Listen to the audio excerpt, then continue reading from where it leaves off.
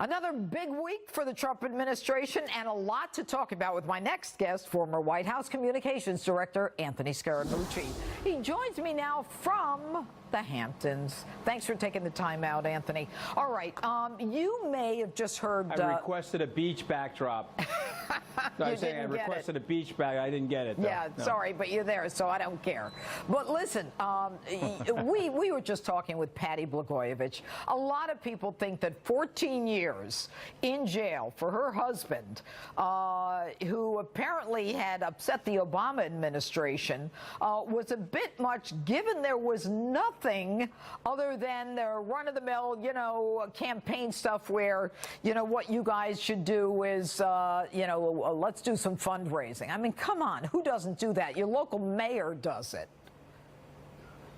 Well, my heart goes out to her. I thought the story that she's telling about her children was obviously very sympathetic to her. But what happened there was the sort of the fire starter for what ultimately they ended up doing to candidate Trump and President Trump, because they were getting away with so much latitude and prosecutorial overreach and basically weaponizing these agencies and using them as political instruments to take out their enemies. And so whether they were crimes like Dinesh D'Souza or the nonsense and the factual incorrectness of the Blagojevich situation, they knew that they could put people in jail, make big splashes, and really disrupt and subvert the rule of law. And so one of the things that the president is doing by putting out these pardons, he's basically sending a message to the American people that this nonsense is over. He's effectively resetting the fairness in the judicial process, Judge. And so I'm super happy about that, particularly for the people I know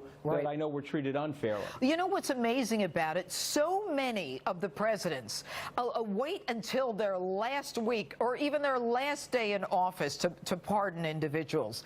President Trump is being transparent. He's doing it now. He's willing to take them on.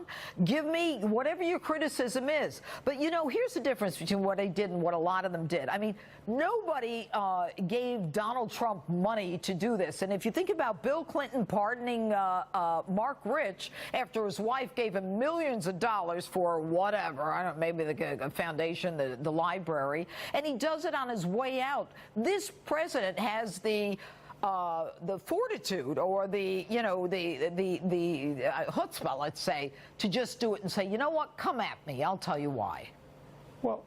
Well, he has the constitutional right to do that. What has not been mentioned all week is that President Clinton also pardoned his brother Roger Clinton for cocaine trafficking and cocaine use. And by the way, I have absolutely no problem with him doing that. That is his constitutional right to do so. And so I'm proud of the president's moves. It's once again the disruptor in chief doing the things that he thinks make sense for the American people and is off the mark of that system that we now call the swamp, Judge. You were talking about Trey Gowdy earlier in the show. I have an enormous amount of respect for Trey Gowdy. But what happens when you spend too much time in that system, you get some swamp juice on you. And so he's saying things now where he's parsing things in a way that Trey Gowdy 2-3 years ago wouldn't be sounding the way he's sounding today on the way out. Yeah, there's no doubt about it. And I don't know what his future is, but it just smells like he's going to be doing a lobbyist job or something along those lines to be talking the way he is. Yeah, because it doesn't make sense, and I agree with you.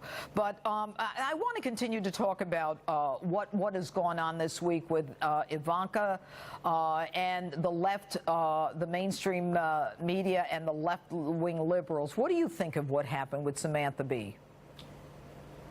Well, listen, I mean, it's an axiomatic fact that there's a double standard in our society because the left controls the mainstream media and most of Hollywood. And so Samantha Bee, she'll get full latitude and license. Apologies accepted, no problem. We'll issue a tweet and a statement.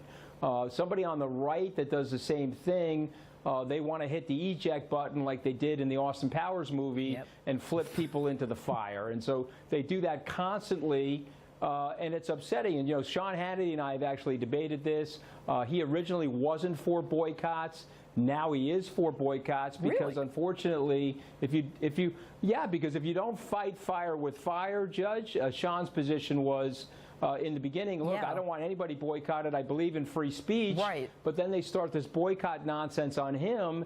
And he's like, okay, well, if we don't fight fire It's with good for fire, the we're not goose. going to be able to cease fire. All right. Exactly. Anthony, So yeah. for me, I don't want people losing their jobs, but at the end of the day, we have to stop this nonsense. Well, it's crazy, and especially with Roseanne, you don't have to end the show. I mean, plus, and I know what she said was horrible, but anyway, Anthony Scaramucci, I mean, you don't have to get rid of the show with everybody else, is what I'm saying. There's between the camera Exactly. people, the writers, the actors. Anthony, good to have you on the show tonight. Thank you.